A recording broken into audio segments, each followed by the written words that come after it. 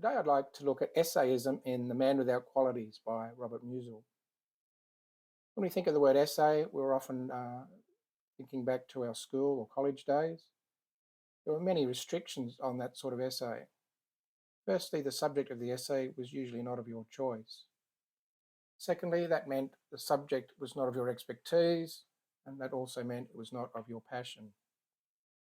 There was also an expectation over the essay of it being graded and of a sense of right and wrong answers. The essay back in school was a product of your research, not necessarily of your reflections, and the school essay was also of a certain prescribed length. When we think of essayism in literature, we need to think a little bit larger than just a school essay. The etymology of the word essay suggests a trying, attempting, weighing up, not presuming at exhaustiveness or completeness, looking at things from different angles, proposing contradictory thoughts, using free inquiry or dialectic. The essay is not a diatribe, a monogram, a puff piece, not necessarily a dissertation or thesis. The essay may steer clear of absolutes that suggest right or wrong determinations. Let's not aim at too authoritative a definition. As Brian Dillon says in this book, Essayism, on the back blurb he writes, "Imagine a type of writing so hard to define, its very name means a trial, effort or attempt. An ancient form with an eye on the future, a genre poised between tradition and experiment. The essay wants above all to wander, but also to arrive at symmetry and wholeness. It nurses competing urges to integrity and disarray, perfection and fragmentation, confession and invention." So let's look at essayism in literature, and specifically in the novel, and specifically in the novel The Man Without Qualities.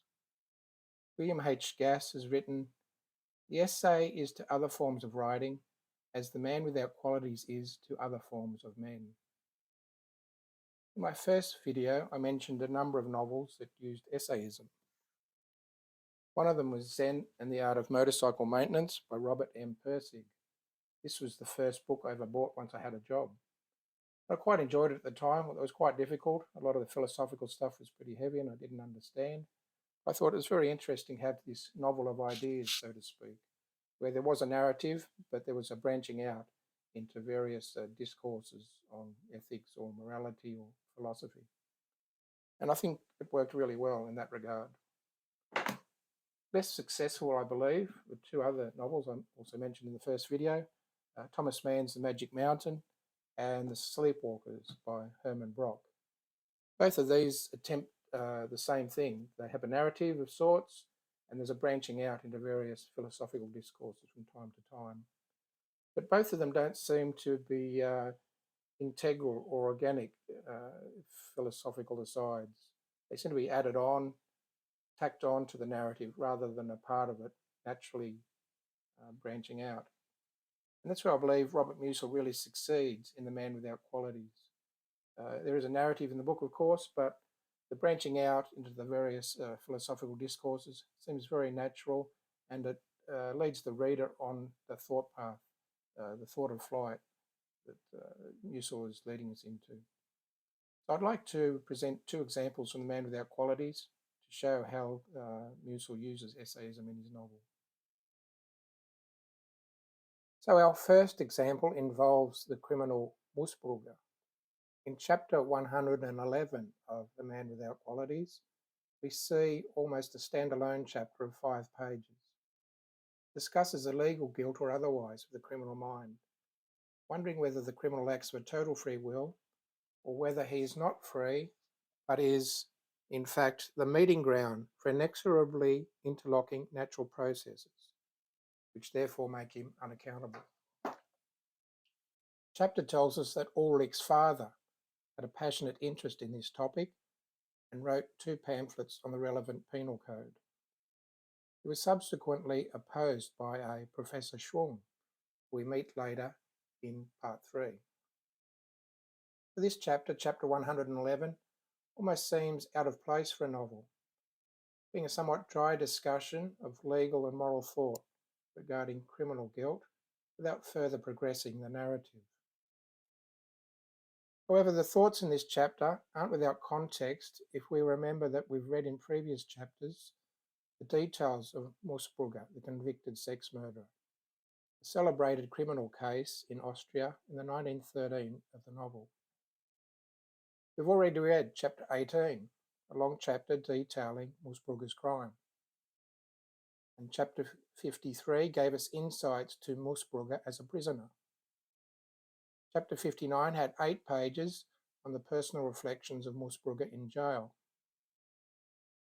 Chapter 60 is a short excursive chapter, somewhat similar to chapter 111, on Musburger and diminished responsibility.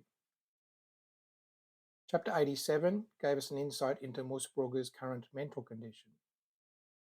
And then just before this interesting chapter 111, we have chapter 110, which gives us an in-depth look into Musburger's thoughts as a man stuck in the legalities of the judicial system.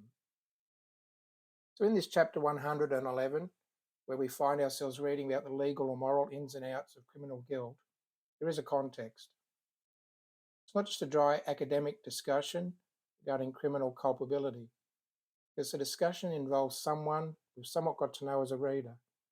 And we've also developed along our reading journey something of an understanding of the culture of Austria at the time of Musburger's crime. Musil has given us a laboratory setting in which he might test out various propositions regarding the particular subject at hand, and the reader is invited in as an observer. This is essayism in literature in action. The other example is with Ulrich and his sister Agatha. They came together again after many years due to their father's death. Chapter 15 of part 3, they alter their father's will in their favour. A few chapters previous, in chapter 11, they had an in-depth discussion on right and wrong, good and bad, and how to live out their lives in society. Now, in the context of what they've previously shared, they actually commit a criminal offence. Indeed, the secondary title of part 3 is The Criminals. Again, we here can enjoy the reflective discourses of the man without qualities within the known context the novel has built for us.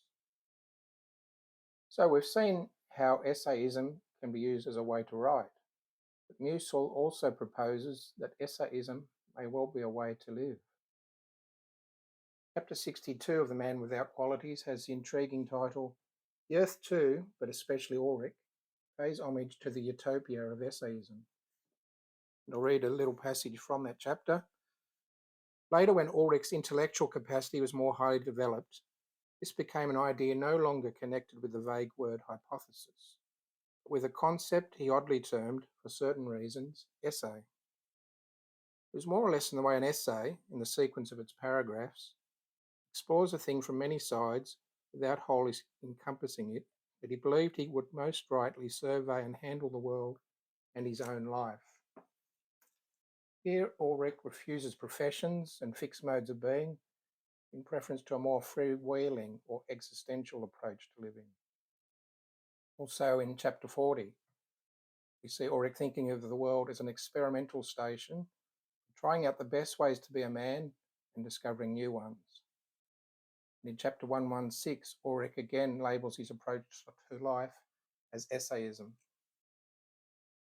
One of the indices of essayism is proposing of contradictory thoughts. We see this in chapter 114. Diatribe accuses Ulrich of being contradictory.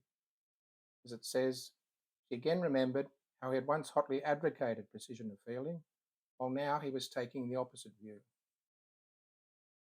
Let me share with you 2 quotes regarding essayism as a way of life. From Musil's diaries, the introduction to Notebook 26, the authors say, the lonely intellectual essays an approach to existence in a way similar to an author projecting thoughts in the provisional and non-assertive form of an essay.